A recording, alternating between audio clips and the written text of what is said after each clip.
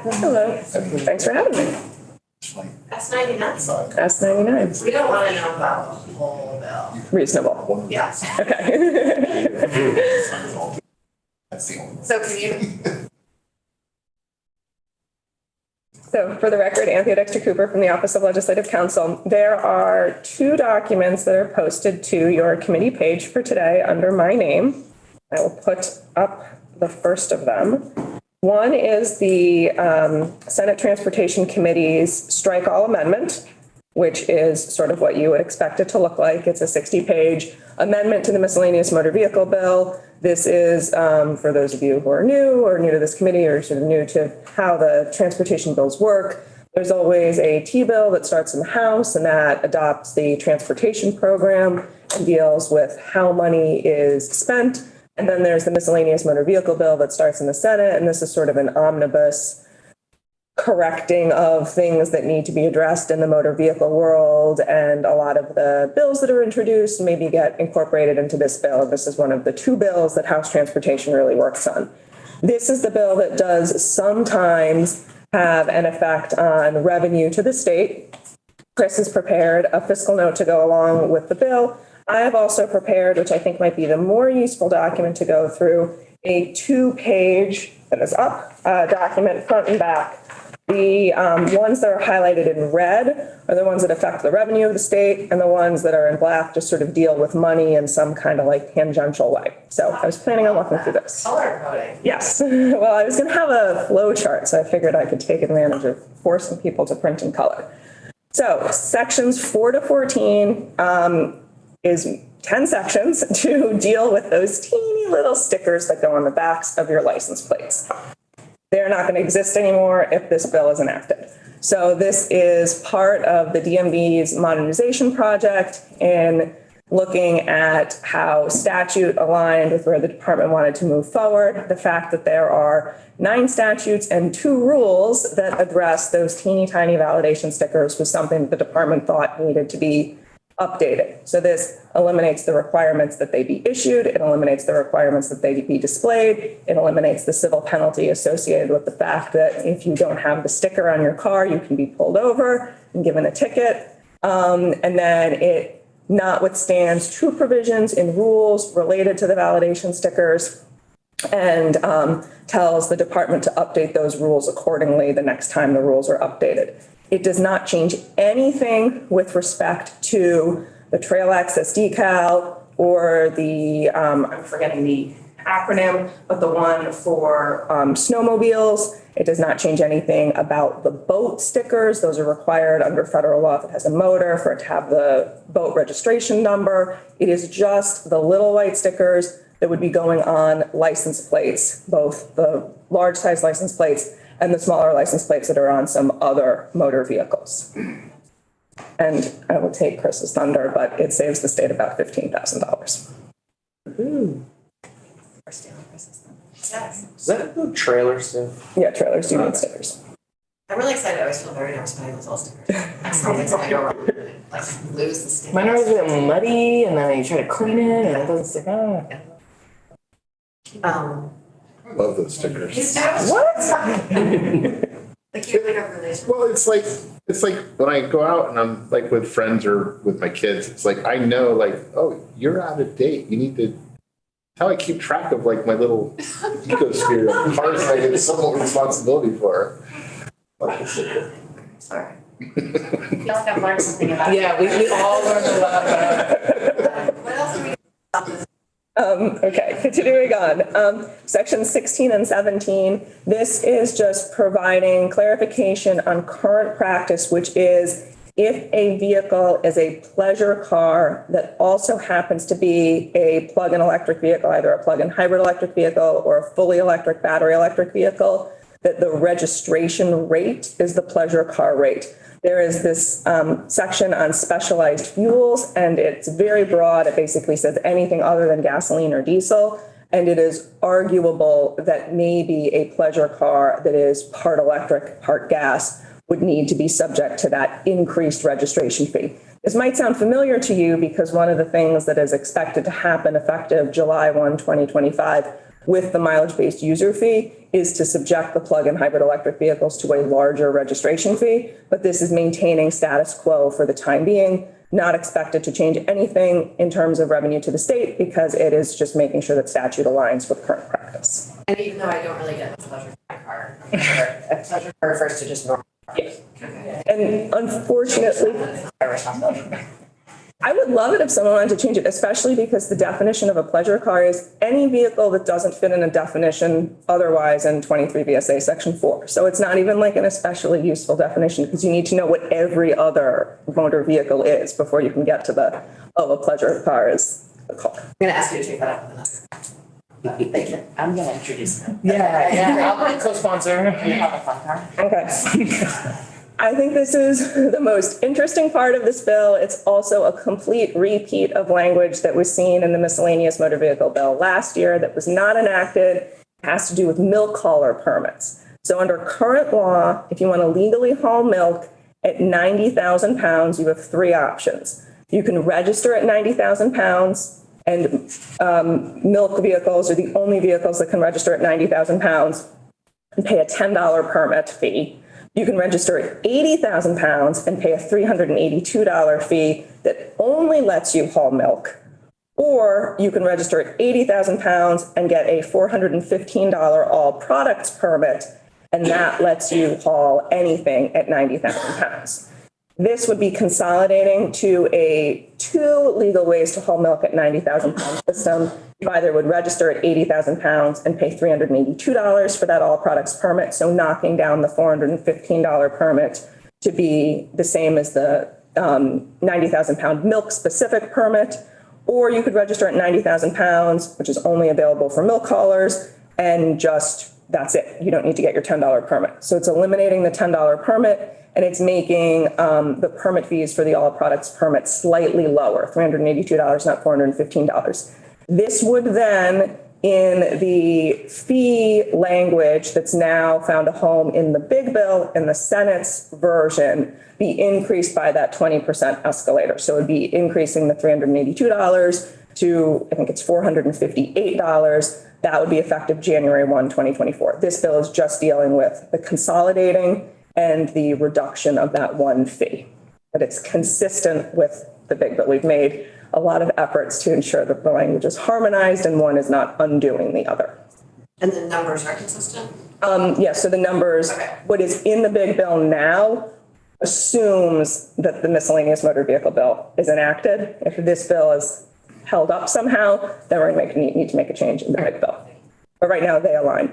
And I'm also going to steal Chris's thunder on this one. This is going to cost the state about $15,000. If you're keeping tally, you're now back at zero. Chris, why are you even here? I ask myself that every day. Representative Browning. So this is getting rid of the $10, Yep. and that's what adds up to 15,000? Also the slight reduction. Currently, if you wanted to get an all products permit to haul anything at 90,000 pounds, it costs $415. This makes it $382. I will not wade into the larger DMV fee changes and what that will cost. I'm just talking specifically this one change effective July 1, 2023. So let's get into the numbers with Chris and Chris will know once we've finished. They took testimony from the creameries. They're very supportive of this. This makes it cheaper for dairy haulers. Okay. They don't have to get a $10 permit and they don't have to apply for the permit. They can just register at 90,000 pounds. Okay, that's good. Yes. My understanding is this is good for state roads, but not for the interstate. For milk haulers, you are allowed to be at 90,000 pounds on the interstate, and that's because Vermont is one of, I believe it's just 2 states that have a exception where interstates are allowed to be at the state highway limits. I just have to warn everybody that unfortunately this is terribly destructive to town and village roads. Nobody knows how to build a road that isn't destroyed in 5 years at 90 or 100,000 pounds. So one thing I will say this bill also does, and this is going to be, I think in section 40, is it requires the Department of Motor, or requires the Agency of Transportation in consultation with a number of other entities, including representatives from the forest products industry to do a study and report on increasing the permits. One of the things that has come up in testimony is our neighboring states, especially with respect to the logging industry and loads that can't easily be divided, like you can lower the amount of volume in something, have limits that go all the way up to 117,000 pounds. So that is something that is going to be looked at. And I expect that part of that report will address the wear and tear and damages that are done to roads. That's super exciting that the overweight for log trucks is fine. I know that was something that has been worked on for a couple of years. And like it, I believe it like involves sending letters to each individual town that you haul your overweight truck through or something like that. Another thing that is happening is Further down. this is actually not in the bill. The DMV under the, I think it would have been the 2020 miscellaneous motor vehicle bill, was directed to work on a portal that would consolidate some of the local permitting requirements, and they are still working on that. But that is something that they are going to be updating the General Assembly on as their efforts to kind of streamline the process when it comes to all of the different permits that are needed for overweight, overlength, et cetera, vehicles. So we're only fixing the milk one now. Yeah, all that's being done here is the milk piece, and it's because there's this like wonky $10 permit, and it's administratively burdensome to issue it. It's an extra hoop for milk haulers that are registering at 90,000 pounds to jump through. And this is something that the General Assembly, both bodies, was supportive of last year. That bill was just not enacted. Okay, sections 25 to 28.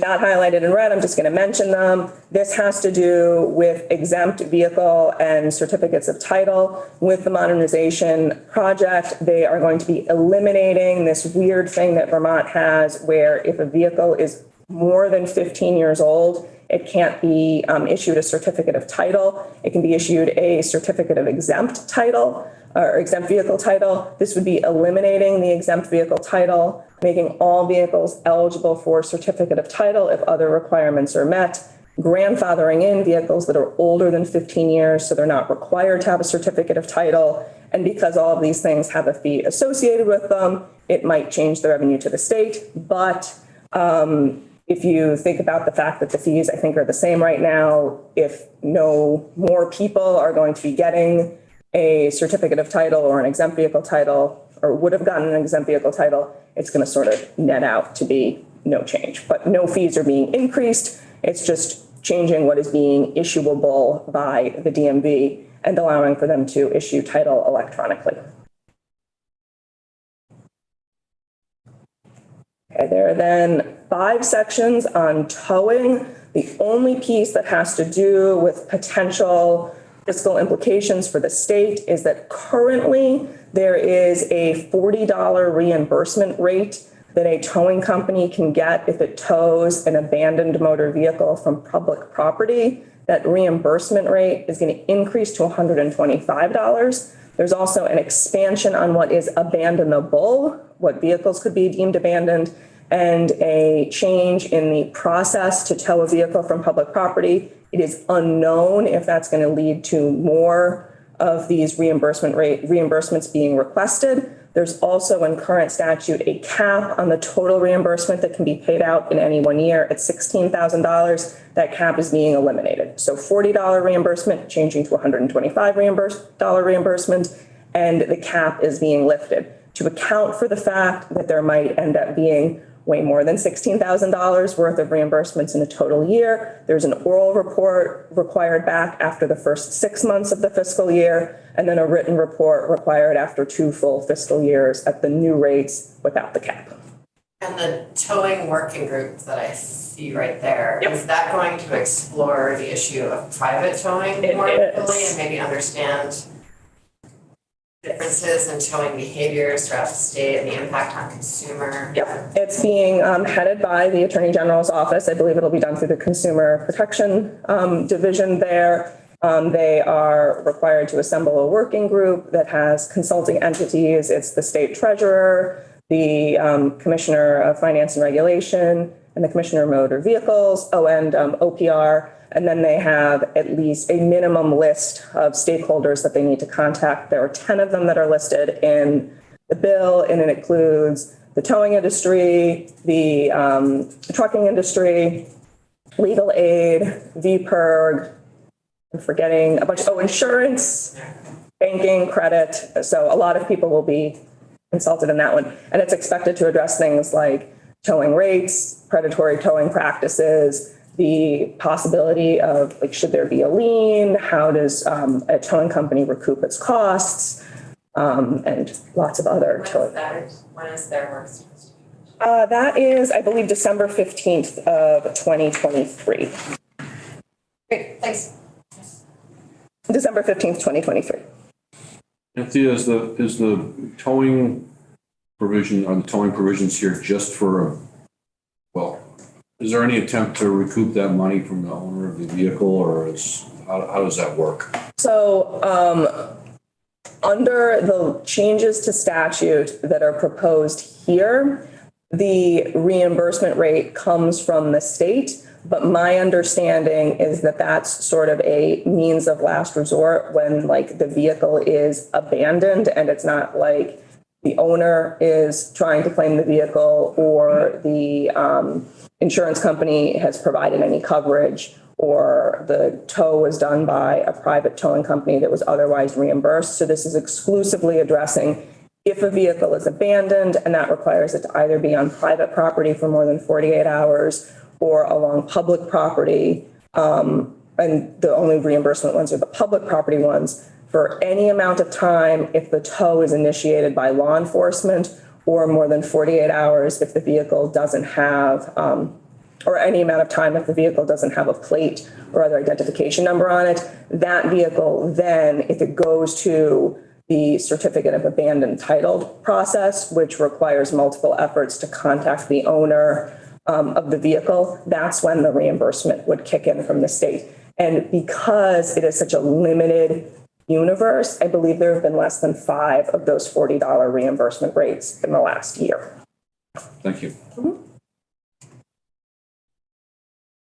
Okay, got 2 more sections. The first one deals with the taxable cost calculation for when purchase and use tax is owed. Currently, it is only calculated based on when a vehicle is registered, but there are title-only transactions that are calculated into the purchase and use tax taxable cost definition. So it would be expanding it to be based on a transaction where it's just a change in title, not just registration. And then the final one, I always use Chris as my example when he's here, but when Chris moved here from Pennsylvania, which was a state that did collect a purchase and use tax on a vehicle, he needed to prove that the vehicle had been registered to him for 3 years as like this initial threshold. And if he hadn't been able to, then he would have needed to sort of track down additional information, and there would have been correspondence between Vermont and Pennsylvania to make sure the tax had actually been paid. This is making it so that if you are moving to the state and registering your vehicle and you are coming from a jurisdiction and the vehicle was registered there that collected purchase and use tax of at least that amount, then there's this sort of assumption that you paid your purchase and use tax, and it cuts down on the administrative burden related to tracking down that information. And that's it. That's miscellaneous motor vehicle bill. No, the finance section. Terrific. And I'm happy to answer other questions if you've heard things floating around about the bill, but I don't think there's anything else that you need to know for purposes of your work. I think we're good. Thank Okay, great. I'll stick around if there are other questions. you. Chris, do you listen? Like, I do, would you like me to? I'd love you to share the screen when you took us through this. That's great, thank you. Sorry to put you on the floor. Yes, sir. Okay. Do you want me to share my screen? If you're already in, that'd be. Or is it just at this one? Yeah.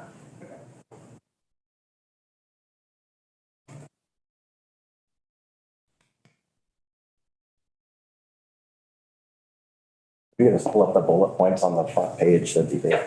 Good morning, everyone. Chris Ripp from the Joint Fiscal Office. I don't have a whole lot more to add to Anthea's excellent overview, but I did just want to touch on a few things in the fiscal note and provide an opportunity for you all to ask me questions.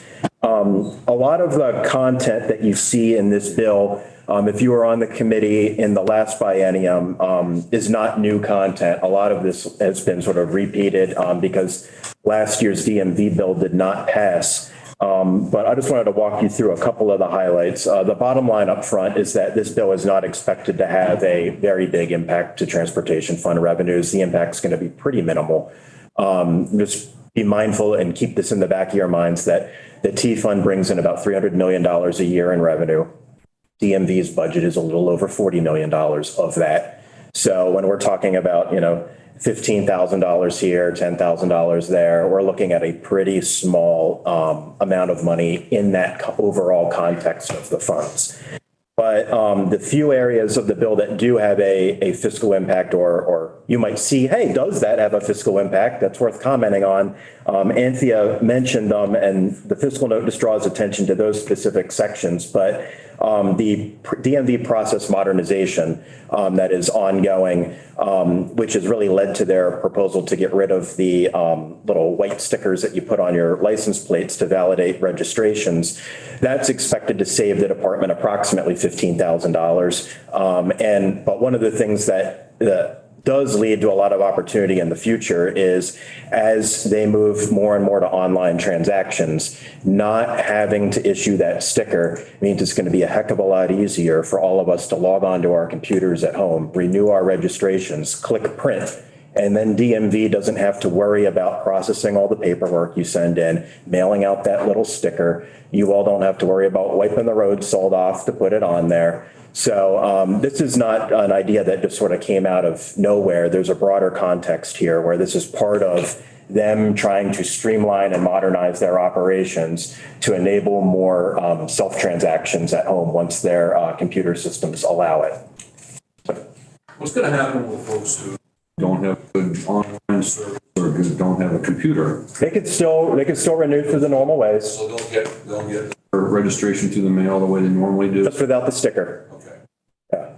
And one of the long-term possibilities, the long-term opportunities is oftentimes when a customer moves to online transactions, they will select online correspondence, all these other options of, not, that gets DMV out of the having to print something and mail it business. I know, like for hunting licenses. Yeah. It's been really great.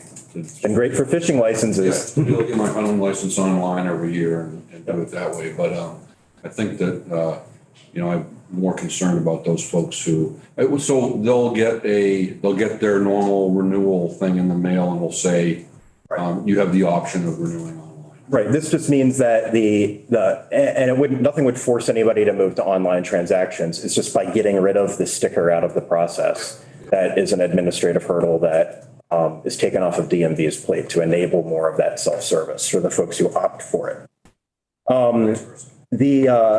So we expect, you'd have roughly $15,000 a year in savings from not having to buy hundreds of thousands of those little white stickers and send them out.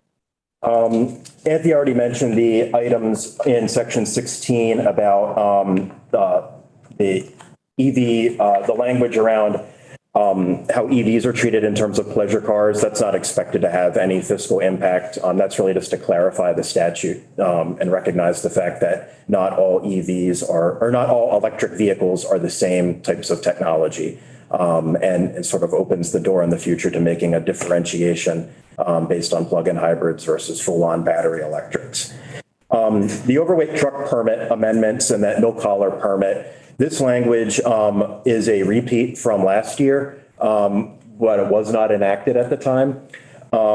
There's a little chart in the fiscal note, but we generally expect that based on the current levels of issuance for the milk collar $10 permits and registrations, that getting rid of that $10 permit that's no longer needed would reduce revenues by about $1,500, and dropping the permit, the registration fee down to $382 would reduce revenues by about $15,000. So you're looking at a $17,000 loss of revenue there in a $300 million fund. I do want to put a little caveat here that this estimate is based on what is in this bill. As Anthea mentioned, there are parallel conversations happening in other legislative vehicles about what to do with fees and in general with DMV. So the language that is in the Senate's version of the big bill assumes that these proposed changes are enacted and tries to harmonize that. What I mean by that is the fee language in the big bill does not reflect this $10 milk permit that's going away in this legislation. You know, it assumes that that goes away and it applies the 19.8% increase to the 382 reduced number, not to the $415 permit number that's in current law. So you'll see on those charts that are moving their way through the other body, a slightly different calculation for that one fee. And that's why. It's because the 19.8 is applied to a lower base and not applied to the status quo amount. If those registration fees were to go, or the higher overweight permit fees were to be enacted, that would, instead of resulting in a loss of around 15,000 in revenue, would bring in about 20,000 of additional revenue. So again, it all kind of washes out in the big picture. The registration fees that are listed for the trucks that would be registered for 80,000 pounds or 90,000 pounds would also be different if those fee increases were to pass than what's reflected in here. So instead of the 90,000 pound registration being $2,648, to apply the 19.8% increase to that, it would be $3,163. And the current $2,336 registration fee for vehicles registered at 80,000 pounds would go up to $2,789. Before you all get your calculators out and check my math, it is a little more nuanced than just taking the current registration fee and multiplying it by 19.8%, because there's multiple components of the truck registration fee.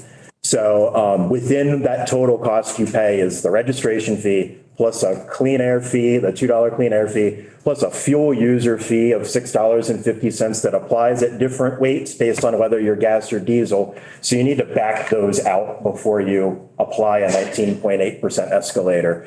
But that's just my long-winded way of saying that the numbers, if the fees increase in that other bill, the numbers will change from what you see in table 1 of my fiscal note on this bill. This fiscal note only speaks to what's going on in this bill. But aside from all that mealy-mouthed caveats, what the overall construct here that you see is exactly the same as what was proposed in last year's miscellaneous DMV bill. As Anthea mentioned, the prospective elimination of the 15-year, the exempt title issue, DMV is really not issuing many exempt titles as it is, so they don't expect there's going to be any real fiscal impact there. On the abandoned vehicles on public property issue, as Anthea mentioned, the legislation would propose increasing that towing fee from $40 to $125 and removing the $16,000 statutory cap on those payments. We don't know how much that's going to cost right now because so few tows have qualified under current law. There were fewer than 5 tows being paid out a year that qualified at that $40 rate. So to sort of answer that question of let's see how much with a little bit of experience under this expanded definition, what kind of costs are these going to lead to? That is why there's language put in that bill with some reporting requirements back to the legislature. So you all can get a sense of, all right, now that the law has changed, how is this materially changed? How many more tows qualify and how much more cost is being paid out so folks can plan accordingly. Again, this is a relatively small item in a $40+ million DMV budget. So I am not losing a lot of sleep over this being an insurmountable fiscal issue for the department.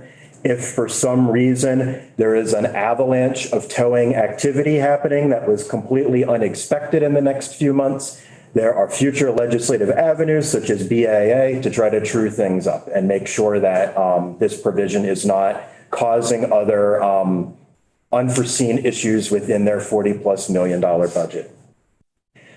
The purchase and use tax technical amendments, as I mentioned, these are not expected to have a material impact on purchase and use revenues. The change proposed in Section 38 recognizes that purchase and use liability can be due on title-only transactions and not just registration transactions. And Section 39 would get rid of that 3-year requirement, which can be very onerous for applicants to try to prove 3-year ownership, because no states that we're aware of issue a 3-year registration. So in order to prove that your car's been registered in another state for 3+ years, it can be really onerous to dig that paperwork out of your glove box. I'm a pack rat, so I found that stuff, and it was in my lease agreement in my little glove box when I moved to Vermont. But most people out there, when they get their new registration, they chuck the old one. So there's a high degree of confidence that if you bought your car and it was already registered in a different state that collects tax, that tax was paid. So it was viewed that this 3-year requirement was sort of an additional barrier to the customer service experience that wasn't really needed. So DMV does not expect these changes will have a material impact on those revenues. Again, purchase and use tax across both funds is bringing in about $150 million a year. The last provision, section, which is way down toward the end, sections 44, 45, and 46, have to deal with the future allocation of ATV revenues. There's a lot of repeal language in there that I don't want to walk through in great detail, but the bottom line is that language preserves the status quo. So there's no fiscal impact expected. There were some provisions made in recent years that would have changed the allocation of the ATV revenues between the departments differently. And this language just repeals those provisions and maintains what's going on now. I think the only material difference is the old language sent the ATV revenue to A&R, and this revision sends it to Forest Parks and Recreation, which is a component department within A&R. But this is not going to be disruptive to the folks who are currently receiving this money. This preserves status quo. Are there any questions?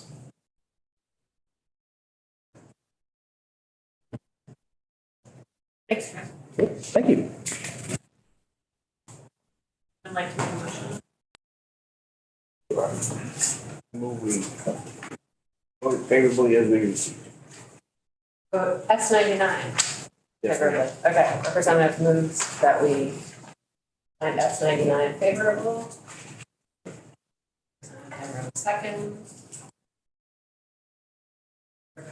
Just a comment, this committee has spent considerable time on small-time gambling, I guess you could say, on charitable organizations and stuff like that. So much time, in fact, that I'm glad we're preserving the status quo in the past. I mean, we did our work and it's okay. Great. Thank you. Anyone else? Okay. And if the clerk please call the roll. Andrews? Yes. Anthony?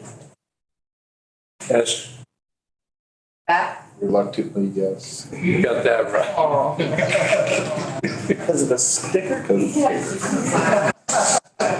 Discussion over now. Branningham? Yes. Demrow? Yes. Maslin? Yeah. Matos? Yes. Odie? Yes. Sims? Enthusiastically, yes. Tucker? Yeah. Canfield? Yes.